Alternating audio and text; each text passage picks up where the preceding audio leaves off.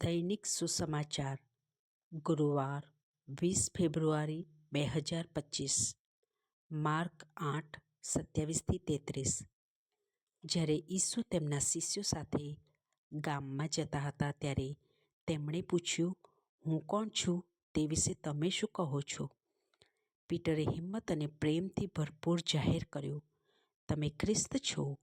આ એક મહત્વની ક્ષણ હતી, જેણે ફક્ત જાહેરમાં અભિપ્રાય નથી આપ્યો, પરંતુ વ્યક્તિગત પ્રતીતિ જાહેર કરી છે।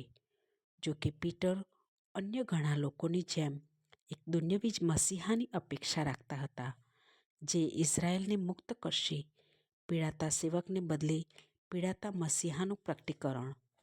જ્યારે ઈસુએ શીખવવાનું શરૂ કર્યું કે માનવપુત્રે પુષ્કળ દુઃખો વેઠવા જોઈએ, વધેરાઈ જવાનું છે અને ત્રીજે દિવસે પાછા સજીવન થવાનું છે, ત્યારે પીટર તેમને બાજુએ લઈ જઈને ઠપકો આપવા લાગ્યો, પરંતુ ઈસુએ તેને સમજાવ્યો, તેને યાદ અપાવ્યું કે ઈશ્વરની રીતો માનવ સમજણથી અલગ છે। ઈસુએ કહ્યું, સાચી મુક્તિ દુન્યવી શક્તિ દ્વારા નહીં, પરંતુ ત્યાગ અને બલિદાન દ્વારા મળે છે।